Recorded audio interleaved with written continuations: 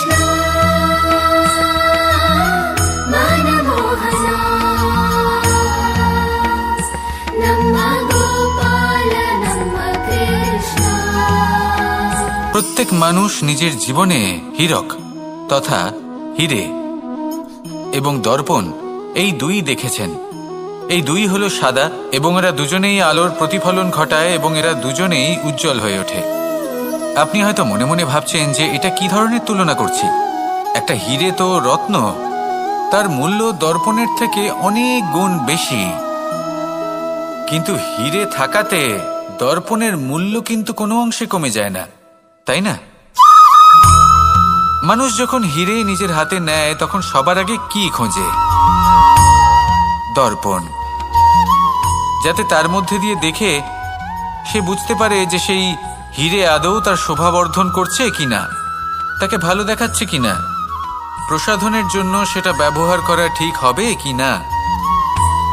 অর্থাৎ হীরের উপস্থিতিতে দর্পণের গুরুত্ব কম হলো না, দর্পণের কারণে হীরের মূল্য বোঝা গেল। আমাদের জীবনেও ঠিক এরকমই ঘটে।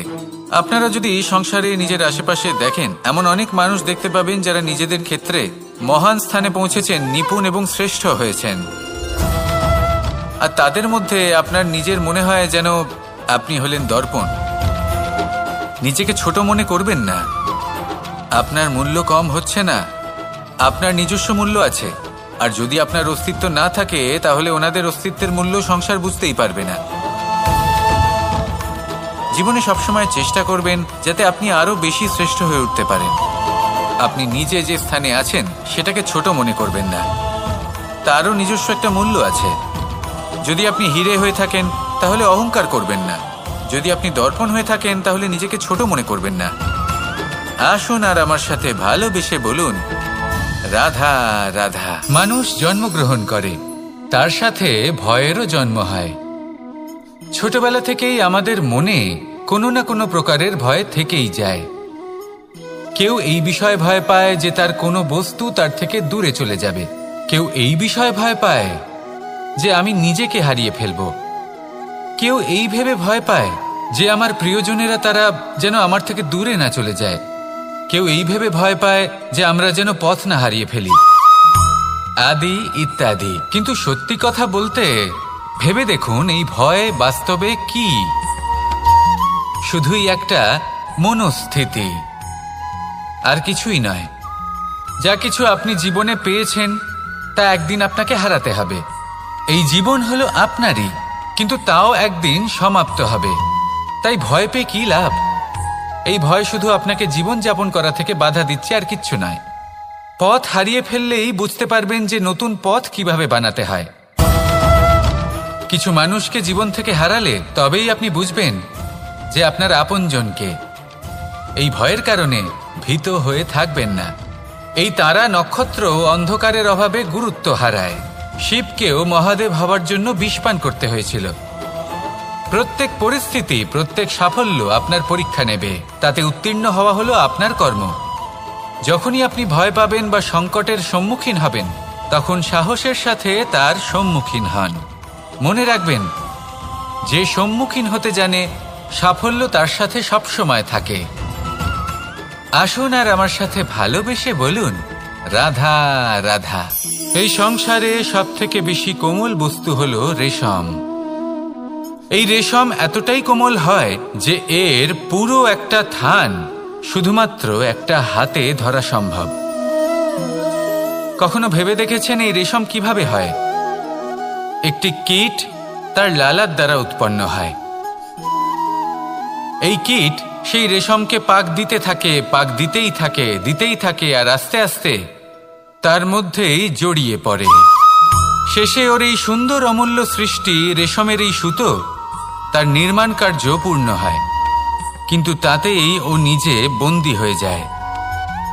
নিজেরই মায়াজালের এই বন্দী গৃহে নিজেই ফেঁসে যায়। এবার এই সুতোকে ব্যবহারযোগ্য করে তোলার জন্য এই কীটগুলিকে এই কবচের সাথেই ফুটন্ত জলে ফেলে দেওয়া হয়। এই সংসারে যদি আমাদের স্বপ্ন এই সংসারের দুঃখ হরণ করার জন্য, এই সংসারে সুখ বিতরণ করার জন্য হয়, তবেই আমাদের প্রগতি সম্ভব। যদি আমাদের এই স্বপ্ন শুধুই আমাদের এবং আমাদের স্বার্থ সিদ্ধির জন্য হয়, তাহলে এই স্বপ্ন আমাদের অন্ধ করে দেবে, আমাদের অন্ধকারের পথে নিয়ে যাবে, আর আমরাও সেই কীটের মতো হয়ে যাব। নিজেদেরই মায়াজালে আমরা নিজেই ফেঁসে যাব, আর শেষে আমরা যদি কিছু লাভ করি তা হবে একাকিত্ব, অন্ধকারময় মৃত্যু। তাই স্বপ্ন অবশ্যই দেখুন, কিন্তু এমনভাবে স্বপ্ন দেখবেন না যে তার এই বন্দিগৃহে আপনি নিজেই ফেঁসে গেলেন। স্বপ্ন দেখুন পরোপকারের, পরমার্থের, সবাইকে উদ্ধারের, অন্ধকারের নয়। তবেই কল্যাণ হবে, আর তবেই এই হৃদয় প্রসন্ন হয়ে বলবে, রাধা রাধা। মানুষ যখন এই সংসারে প্রবেশ করে, অর্থাৎ জন্মগ্রহণ করে, তখন নিশ্চিন্তে থাকে, আনন্দে থাকে।